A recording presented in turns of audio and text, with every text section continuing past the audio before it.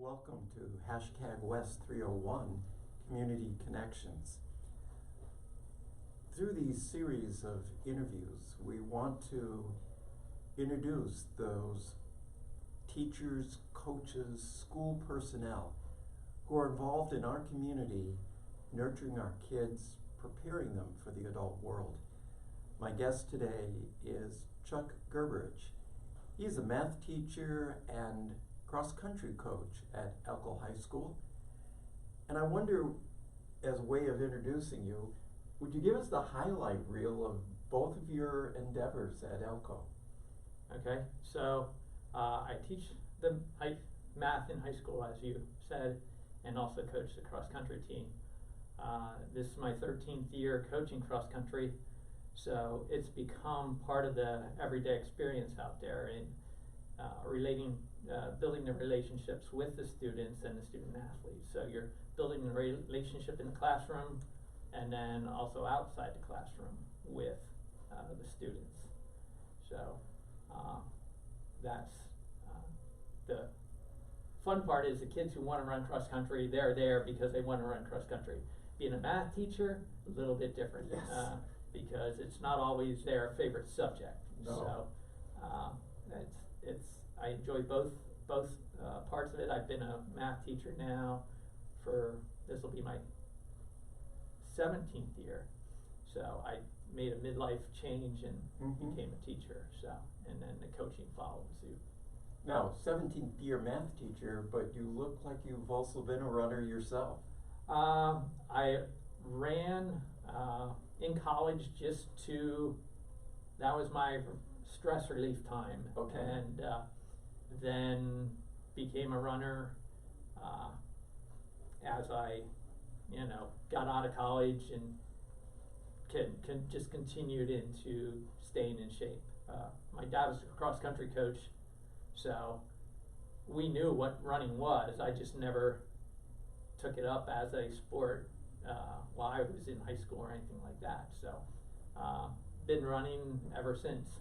So that's just, I enjoy all kinds of sports. So From my attending some of your cross-country meets, and then the experience as a granddad watching my son run track with a club in Nebraska, one thing that surprised me was the team spirit.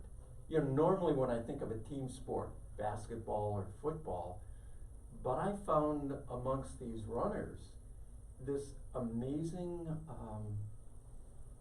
awareness of each other and encouragement of each other. How does this esprit de corps develop? I think it's just running in general is the community of runners. It's a community of runners. You know who the runners are.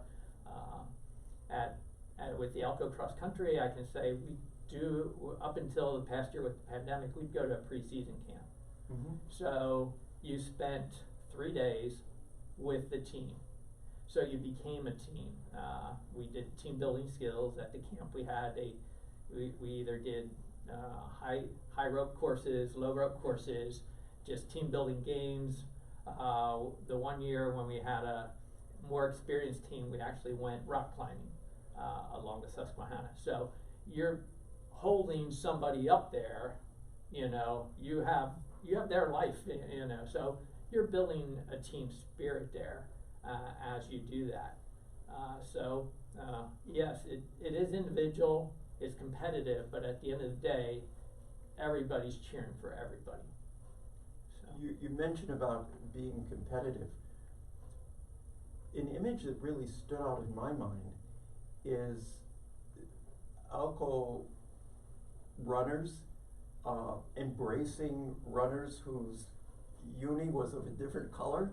With my grandson, after a race, the person who just edged him out helped pick him up, and they embraced. So here you have competitors on the course who don't see each other as competitors in life. Yeah, I think that's one of the unique situations because it's not, I coached basketball earlier in my career, and it's not that way. You walked off the court, you weren't usually good friends with the other team. Here, you're cheering for the other people because you're out there, and that's one of the things that helps, I think, with the family situation. Everybody's different. Everybody runs at their speed, and you're trying to get everybody to do what's called a personal best. Yeah. And get better and better compared to themselves. Okay? Yeah, the guy from another team might beat me every race, but if I'm getting faster, that's what we want to concentrate on. It doesn't matter how fast you finish the races. Some of my favorite runners have been some of my slower runners, but the amount of effort they put into their racing and what they have accomplished is as amazing as a person who might win a race. Yes. So. That personal record each race. Yep. And that personal challenge each practice. Yep.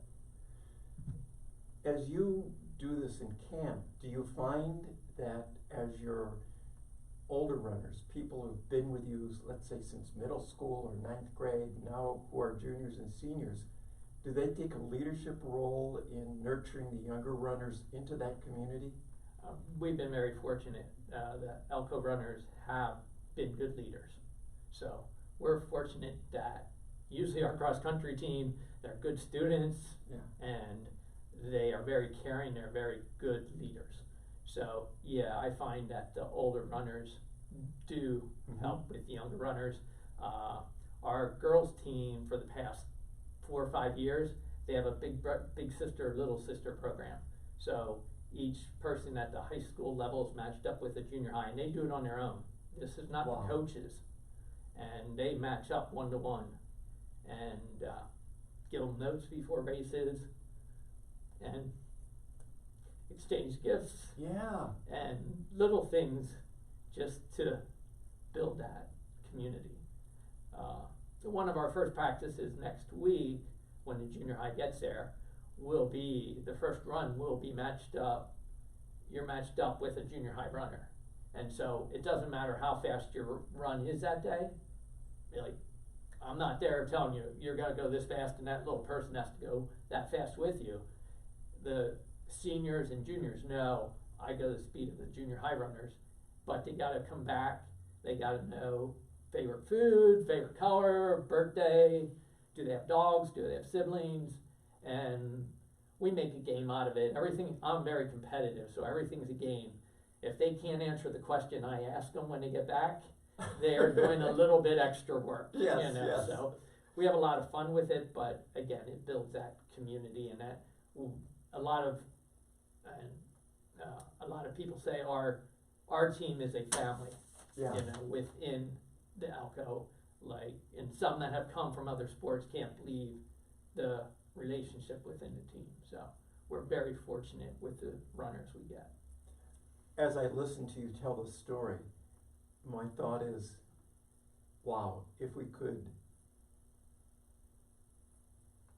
come up with creative ways within society to stop being competitive with each other and recognize we each have gifts. Let's discover who each other is as a creative person. Yeah, wouldn't that be neat to see? Yeah. Yeah. I imagine it's somewhat different in the classroom. That's where it's harder for me in the classroom, is because math came easy to me. So yes, out there on the cross-country course, I see runners that are gifted, runners that aren't so gifted. And in the classroom, I'm teaching and thinking, oh, everybody's getting it because I get it. Yes. And so that makes it a little bit harder. So building that same community in the classroom is something I try. It doesn't always happen that way.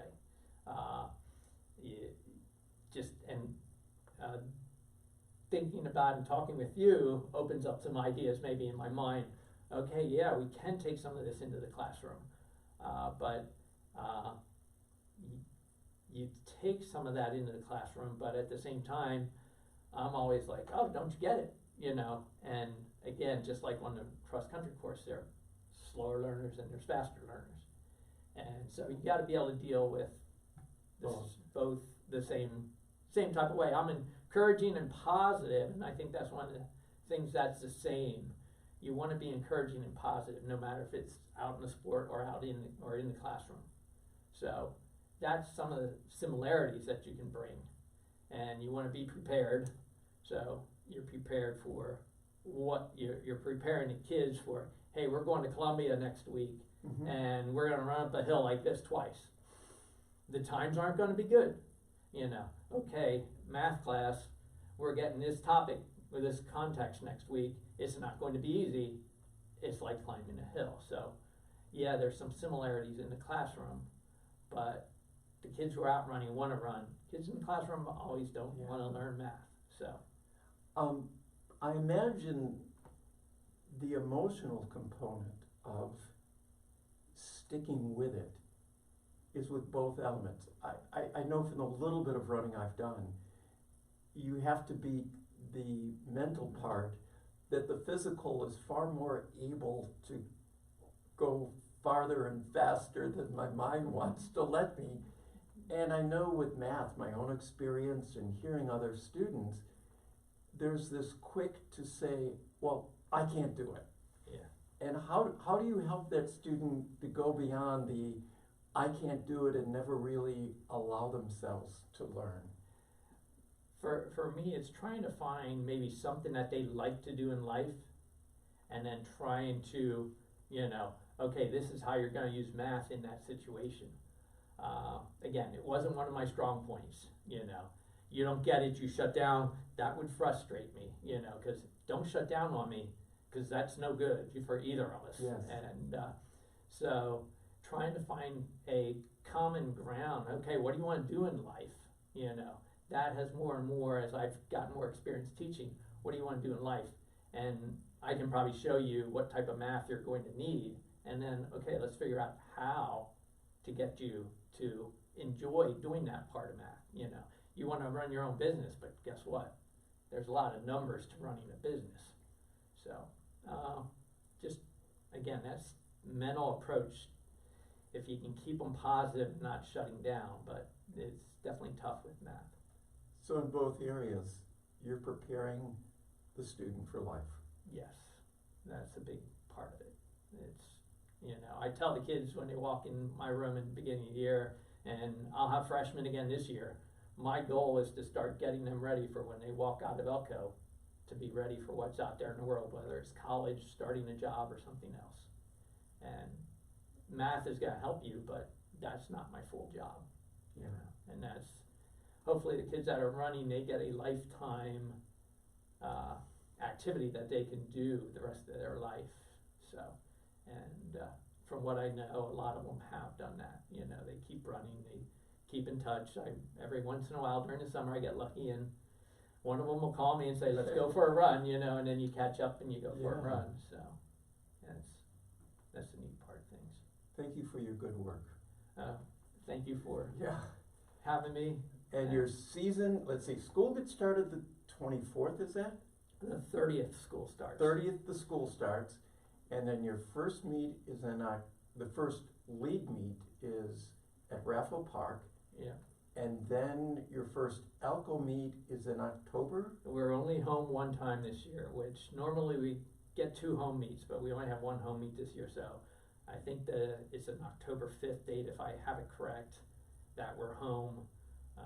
But yeah, we start next Monday, we get ready for the season. It'll get warm, you know, they have to deal with the heat too, which we have here, but yeah, we're ready and prepared to go, just like that first day of school. We're ready and prepared to go. Well, October 5th is on my calendar, and I invite other folks to put it on their calendar. Attending, whether you have a student, a relative, in an athletic event or a drama or the arts show, yeah, you want to come with your own family member. But I think one of the ways we as a community support the good work of our school system is showing up, and by our voice, our cheering, our congratulatory word, supporting work of Coach Gerberich and others in the ELCO community who are nurturing our children to be people who contribute to the larger life we have together. I'm Pastor Robert Wallace here at Friedens Lutheran Church. This is hashtag 301 West, and I wish you God's peace this day. Be blessed.